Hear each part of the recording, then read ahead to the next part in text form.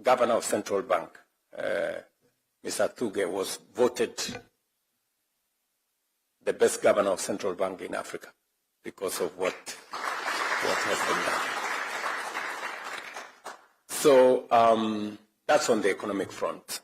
So just to allay fears that may be spread by the different media. Number two is that we are stabilizing our food security. I know many of you know that in 2022,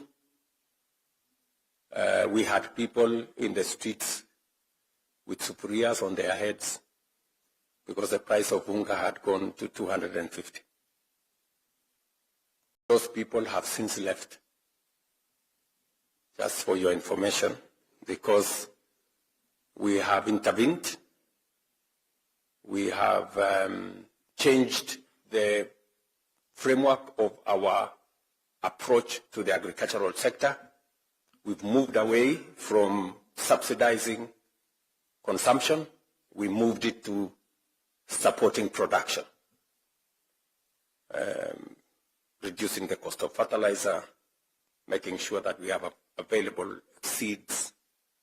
We did a big program on making sure that we use data to run government programs. We've registered 7.1 million farmers. We now have data on how many farmers are growing tea, how many farmers are growing sugarcane, how many farmers are doing coffee, avocados, wheat, rice, and we are engaging them on the basis of correct information.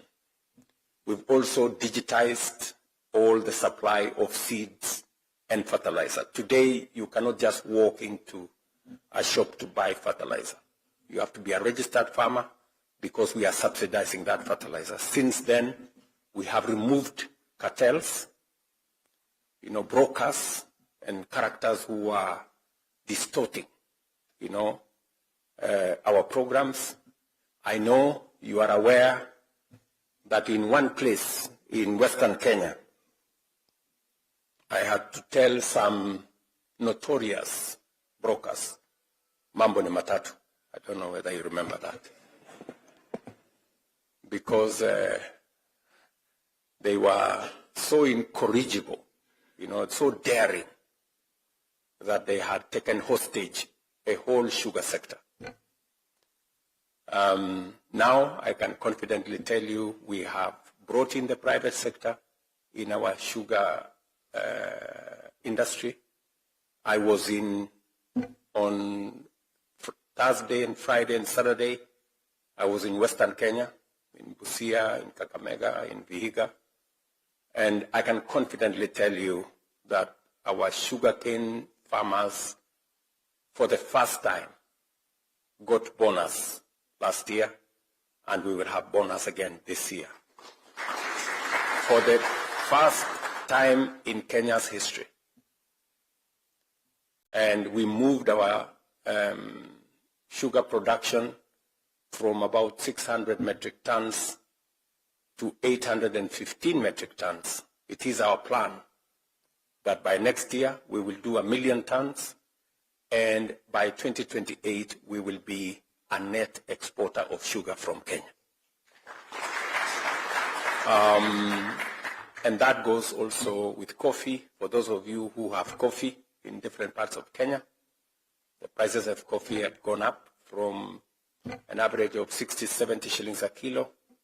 This year, we were at 130, 140, 110 at the very least. And we are continuing with the reform of that sector because initially, the licensing regime facilitated people to engage in cartelling the sector. You found one person is a farmer, he is registered as a broker, he is also registered as a miller, he is also registered as a buyer at the Nairobi Coffee Exchange. And therefore, there was an incestuous relationship that undermined farmers. Today we have straightened that space, and that is why we have better prices of coffee. Same thing with tea and all the other areas. In short, what I can tell you is that we have an import bill, food import bill of about 500 billion Kenya shillings, $4 billion. Just imagine. Every